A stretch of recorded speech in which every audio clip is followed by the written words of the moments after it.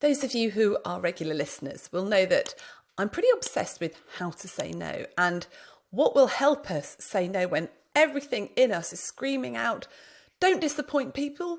You should be perfect. You should always be able to give them what they want.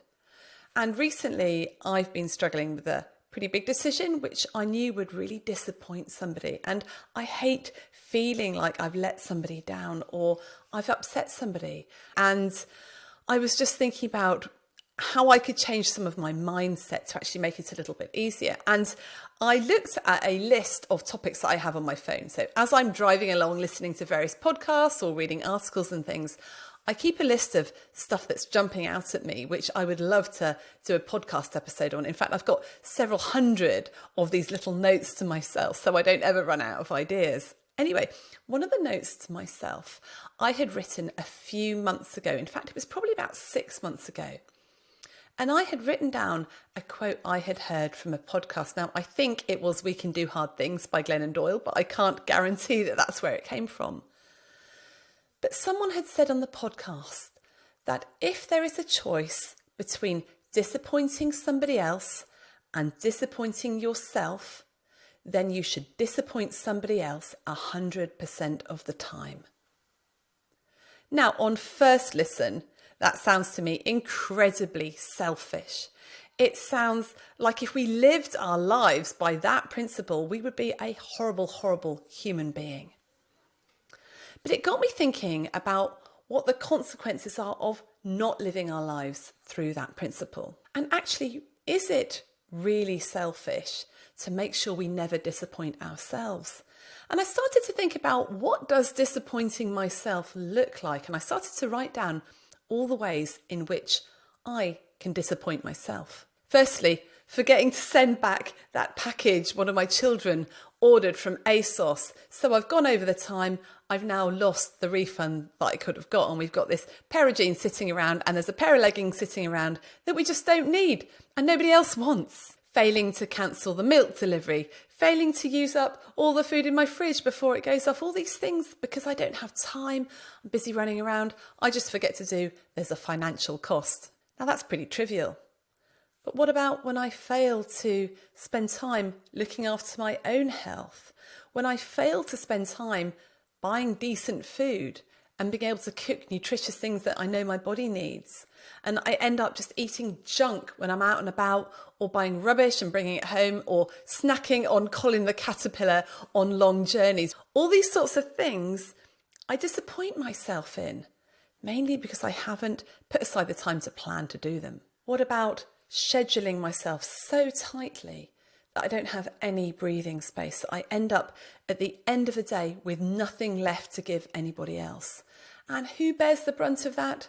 Well, it's my family. It's my other half, the grumpy Rachel at the end of the day when I don't put enough time aside to recharge my own battery.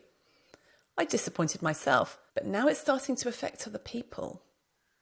What about when I lose the plot with someone close to me, where I get really triggered and really upset when actually it's about something else that's happened during the day or during the week that I didn't process, I wasn't self-compassionate about, and it just leaks out in another way. So when I'm so depleted that I'm unkind to the people I care the most about, I really disappoint myself.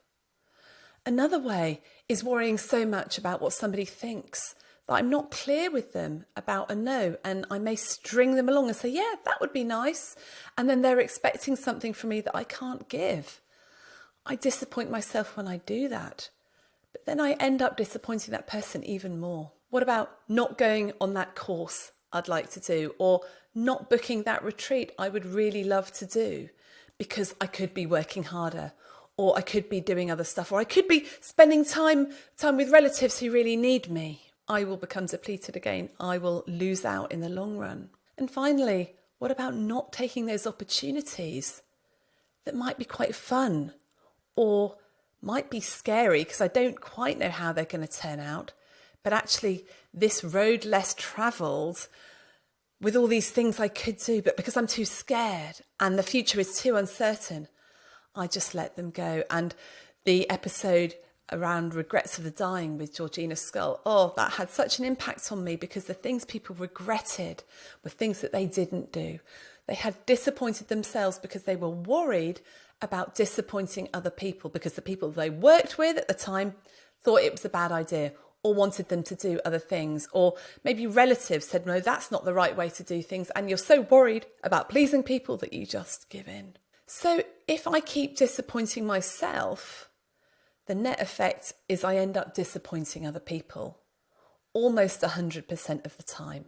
So maybe it is the case that making sure I do not disappoint myself and I only disappoint other people means that I am a better person, and it's better in the long run for other people too. But we worry, don't we? This feels really, really selfish to us.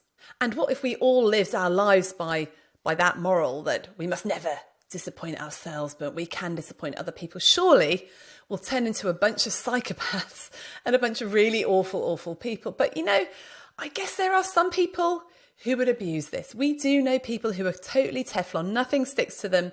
They're all about number one.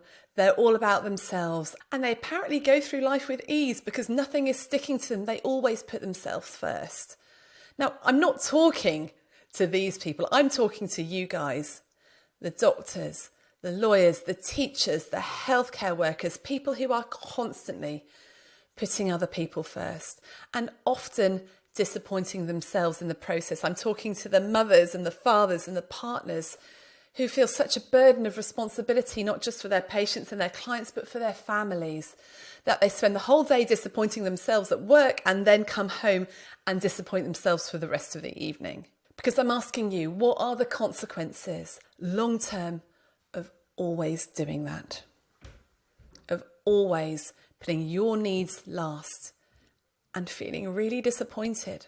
I tell you the outcome for me when this happens, it's resentfulness.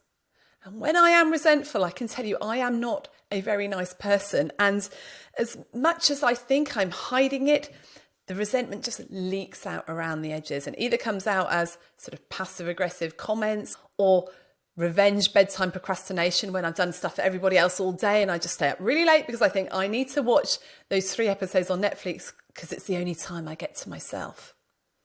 Or it leaks out in actual aggression, snidey comments or, having a go at someone about something really innocuous that really isn't a problem. Because when I disappoint myself, I am frightened to say what I really think. I'm frightened to say what I really need. I'm frightened to say what I really want. And I don't set those boundaries that I need to set, this wall around my time, my energy and my attention. And why do I disappoint myself? Well, it's because of the stories I tell myself. Those stories that I've been talking about all year, the stories of guilt that I should do that, the stories of shame that I'm not enough. I'm a bad mother if I do that, or I'm a bad doctor or a bad friend if I don't go above and beyond. Or the fear of uncertainty. If I disappoint that person, what will happen? Will they withdraw from me? Will I lose my job? Will I never work again? Will they put in a complaint? Those 3 toxic feelings of guilt, shame and fear. So if we spend all our lives disappointing ourselves as opposed to other people, all that happens is that everybody gets disappointed, nobody wins. So what do we do about this? I have a few suggestions as ever. Firstly, recognise your human limits. Recognise you are only human. You literally can't be in 2 places at once. Recently, I was wanting to meet someone for a drink at the station before we went into London. Meanwhile, another member of my family needed picking up and a lift home. And both people wanted me to be there. And it was really, really tricky. I was going to disappoint one person either way. I had to trust my gut and go with what I knew deep down I really wanted and thought was the right thing to do. I am only human. I don't have a time turner like Hermione. I can't travel all over the place at the same time. I can't be in 2 places at once, and I only have a limited amount of time and attention in the day. So when we do disappoint other people, a bit of self-compassion is really important. I put my hands on my heart and I go, oh, of course you can't do that. You're human, you've got limits. That is okay. That is okay. Secondly, I think we end up disappointing ourselves because we don't actually know what we really need. Sometimes I genuinely think I can do 20 phone calls back to back, or I can go and run a training course for 20 people all day, get home, go out in the evening, or do a webinar and still be my normal self? Newsflash, I can't. So I need to start really working out what I need. I need a break here. I know that if I've had a heavy training day here, I'm going to have to go and spend some time by myself the next day, or just have some thinking time. I might need to go and hit a tennis ball around the court. I might actually not need to go and hit a tennis ball around the court. I might need to go and sit in a sauna, or just lie on a bed and read a book and rest. But many of us don't know what we need. But our bodies tell us. Our bodies tell us what we need. And if you don't know what you need, then start writing some stuff down. Start writing some stuff that you feel that you need right now. And a good question to ask is, what do I need right now? And then how can I give it to myself? So you will be able to plan and predict what you need. Stop thinking that you are superhuman and you will be totally fine after doing 8 days of work back to back. You know you won't. You might be able to sort of plan and predict your breakdown on the 9th day, but maybe you should plan and predict a break halfway through, or a weekend off afterwards. You know, what would you normally do? How do you recover best from long spates of work, and how can you put that in? And how can you put that in weekly, monthly, yearly? That real rest to replenish and recharge. And what do you do to recharge? Do you like to go and see someone for a really great chat? Do you like to go to the cinema? Do you like to go out for a drink with friends? Do you like to cook a really great meal? Work out what you need and then do it. You also need to check these stories in your head. The ones I mentioned earlier, the ones around, I ought to, I should, what will they think? And even though we often can't change these stories because they're deeply ingrained in us, we can have other stories, other truths that speak just as powerfully to us and are opposite of those ought, should stories. You call this shoulding and oughting on ourselves. Okay. Now, I've just got a new picture at the back of my room. If you're watching this on YouTube, you'll be able to see it. You'll just have to imagine it. If you're not, it's wonderful. It's a picture of a beautiful bunch of flowers, and it says, "You can't always be in bloom." Whenever I think I should be superhuman, I just remember that picture. The other things I like to remember is, it's okay to make mistakes. Sometimes I'm going to get this wrong. And it's okay to disappoint people. And nobody likes to be disappointed. So if they're cross with me or upset with me, it does not mean I am a bad person. And I can't meet everyone's needs all of the time. And if I'm not meeting my own needs, I certainly can't meet anybody else's. And so I start to replace these stories in my head with power language. So I am choosing to take this afternoon off on my own so that I can replenish and be okay tomorrow, even if I have to say no to that person that really wants a piece of me. So I'm choosing to, so that even if, it's the power language that we just all need to use all the time. And we'll do another podcast on power language. It's been a real game changer for me. And we've got other podcast episodes on this. F it. Just F it. We do our best. We do our best with what we can, and the outcomes we can't change. So if someone's upset with us or cross with us because we've disappointed them, sometimes all you can say is, F it.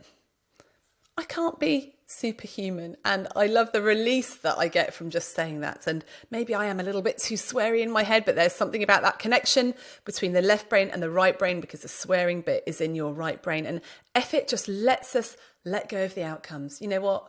I can't do anything more. I can't change this. And that's helpful, isn't it? Because we know that stuff that's outside of our zone of power, that's outside of our control, what choices do we have? Well, the only choice we have is to accept it and say F it.